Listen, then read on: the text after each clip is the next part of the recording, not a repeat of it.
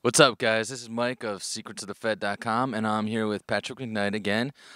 Patrick, before I want to ask you about jobs and how to stimulate job growth and the economy, but I think people really care more about job growth, because that's where they're really being hurt. So, what can you suggest, or what options do you think are out there to get that process moving? Well, the number one obstacle to the middle class is our monetary system and the inflation. That's what's giving the middle class a long, slow, grinding descent into poverty. But in terms of job growth, one easy thing we could do is get out of NAFTA. The American people never wanted NAFTA. Al Gore sold it to people. People forget that was his first con job before global warming was how great NAFTA was going to be. And we started out with a trade surplus with Mexico. Now we have a trade deficit, and everyone knows that all these things are being made in Mexico now that used to be made in the United States. And I love, for example, on TV, the Dodge truck commercials. You know how you have to be a tough guy and drive a big truck. And I actually as a landscaper drive a big Dodge truck every day. But if you look at a Dodge truck, it's made in Mexico, engined, assembled in Mexico. If we can't even manufacture pickup trucks anymore, what can we manufacture? Cheeseburgers? I mean, you have to have an industrial base to your country, or else you're going to have the situation that we have today. And there's not a single mainstream politician, Republican or Democrat, who's talking about getting out of NAFTA. And this is absurd. And the Democrats pretend to be populist, pretend to care about the middle class or job growth. They could care less because they're not even talking about the real issues. Yeah, and the middle class is definitely one of the things that made this country so much stronger as far as the economy went. Right. And you're talking about Dodge, but GM's doing the same thing, and they're more in Europe and China and stuff, Yeah. places like that. Yeah. So, you know, I think I also heard you mention also the corporate tax. And can you explain a little bit of what dropping the corporate tax down would do for corporations in this country, or companies? I mean. Right. So you might be tempted when you first hear someone talking about cutting the corporate tax to think, oh, this guy wants to help the corporations. But if you look at it, the corporation tax is just a tax on business. So whether if you're a huge corporation, you probably are politically well connected enough that you don't really pay taxes at all.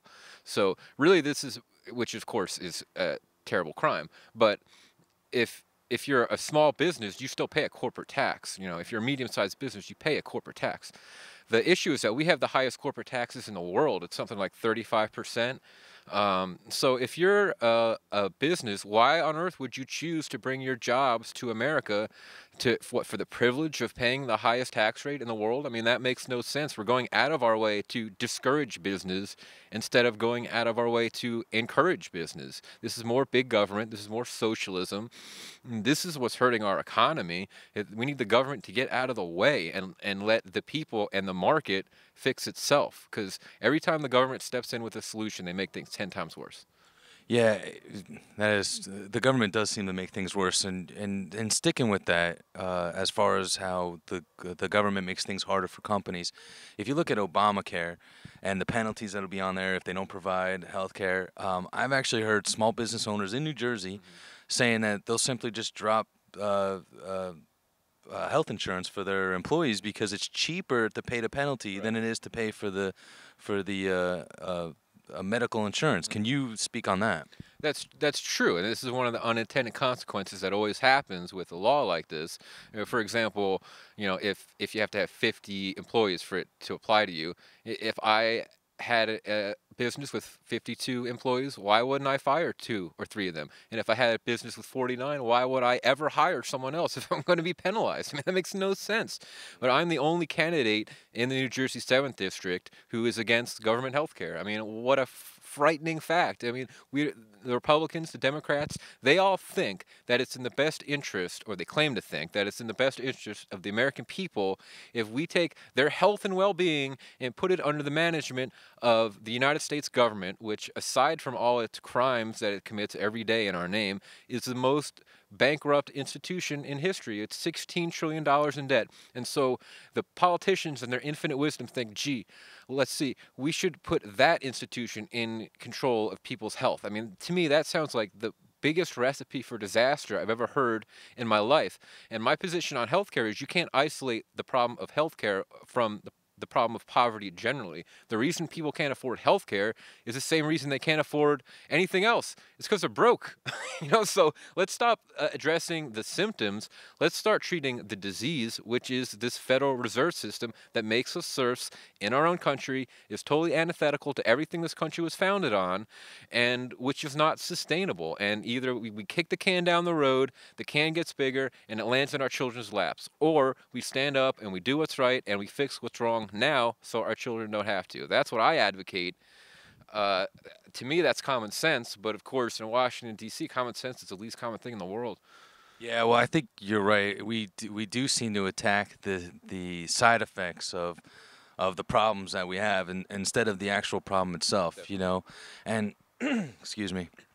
But when you're talking about the healthcare and the welfare state and things like that, for me, it's like that parent that allows their kid to stay till they're 40, and then all of a sudden you're like, go out in the real world. That kid isn't, or that 40-year-old man or woman isn't ready for that because they've been helped along for so long. Exactly. Now, do you think that that's almost the case with society now, that these people have been helped for so long that they don't know how to do it on their own? They don't know how to go out and get that job. They don't know how to function. So maybe the real problem is we need a complete change of mentality in people to get out there and not only do things on their own, but want to do things on their own.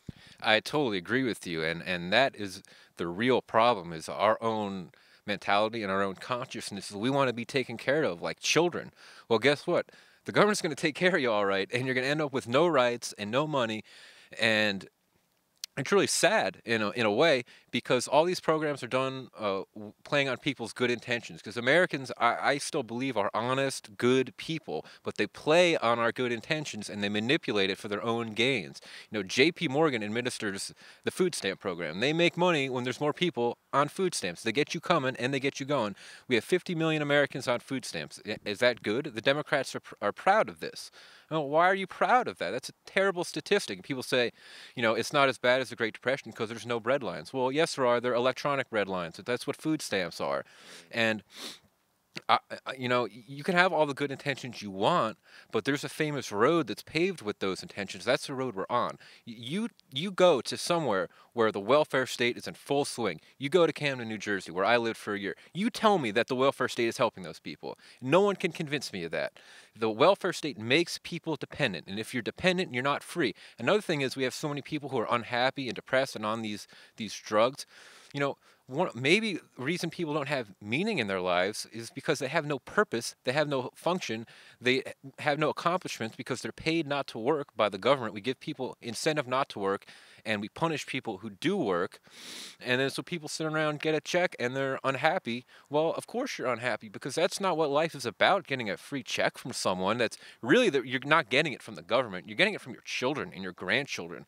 And so people, sometimes will come to me and they'll say, well, you want to reform the entitlement program. That means you're not compassionate. And I say, no, that means I'm the only person in this race who is compassionate, because I don't want to steal from my children and my grandchildren.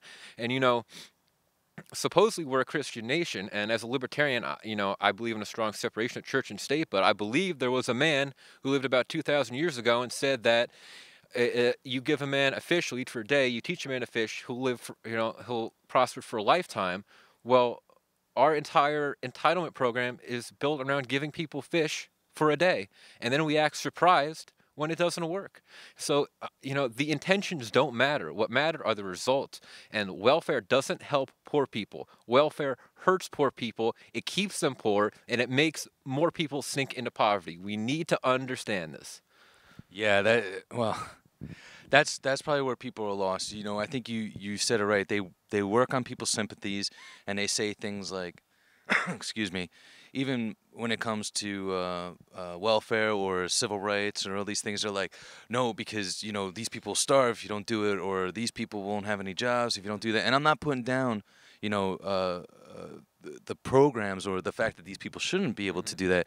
But even if you look at like civil rights, when they were doing affirmative action, and they were like, all right, if the black kid and the white kid are equal, the black kid gets into school or the black kid gets a job, depending on if so many people work there and whatnot. But the truth is, they don't talk about the fact that they're not helping that kid through high school and Right. school to even get to the point to go to college. And the same thing with the jobs. And it's the same thing to me with welfare. Instead of getting, why don't you have, if you were going to create programs, you know, and I'm not even for that, government should stay out of all of it, but private companies could go out there, start assistance with, you know, nonprofit places, you know, help these people get on their feet, get out there, get them motivated, like you were saying. That to me, that is the joke. You know, that you're trying to support civil liberties or welfare. You know, not welfare, but you know, prosperity. And here you are, basically giving them programs that are meant to fail. You Right. know, is that something you agree with, or do you think that this is just another, um, basically side product of the system that we have? The welfare state is a failure. I mean, there's no two ways about that. But how can you look at the past 30 years and say it's been a success? The more welfare we've had, the more poverty we've had. So there goes your argument right there. If welfare helps poverty, poverty should be going down, not up. But it all comes down to economics, and the economics of the situation is going to force our hand eventually. And I firmly believe that the things that I'm talking about, the common sense free market solutions, are going to have to be enacted eventually if our country is going to survive. Now, we can do it sooner or we can do it later. Sooner is going to be a heck of a lot easier than waiting till it's too late. Unfortunately, that's how things appear like they're going to turn out. So what we need to do is just get the word out to people, get the information out. Even if we can't affect any change at the legislative level, who cares? The American people are the first and most important branch of government. And if we can reach them, then we win. Long term, we win. There's no way that we can lose against programs that are a total failure. I mean, you need to have a good reason to steal someone else's income and give it to somebody else. And we have a society that's based around if it feels good, do it. If it feels good in the moment, do it. Don't think about tomorrow. Don't think about next week. And that's how you get a $16 trillion debt. That's how you get a government that's out of control. And so we need to change our mindset as citizens. So like you said, a lot of us have the mindset of children. We just want to be taken care of. But when you're a child, you're not free. And the flip side of freedom is responsibility. So we need to embrace responsibility. We need to embrace hard work and independence because that's what this country was founded on. But, you know, it doesn't even matter that that's what this country was founded on. That's what's good for us. That's what's good for the people, for our children. We don't want to be serfs in a welfare state. That is a recipe for disaster, and eventually you run out of other people's money to steal, which we're rapidly approaching, and then the whole Ponzi scheme falls apart, and everybody's so much worse off than where they started. And that's where we're headed, and that's what I'm trying to avoid. Yeah, well, isn't that the joke that someone said socialism doesn't work because you run out of other people's money? Yeah. Well, thanks again for being on, Patrick. You know, tell people where they can reach you again, and also where you're campaigning. I'm running for the U.S. House of Representatives in the New Jersey 7th District as a Libertarian. My website is McNight2012.com. My email is patrickmcknight2012@gmail.com. And you can also check me out on Facebook. All right. Well, thank you, Patrick, Thank and you're real well spoken, man. So it was a pleasure talking to you. All right. This is Mike from Secrets of the Fed. Take care, guys.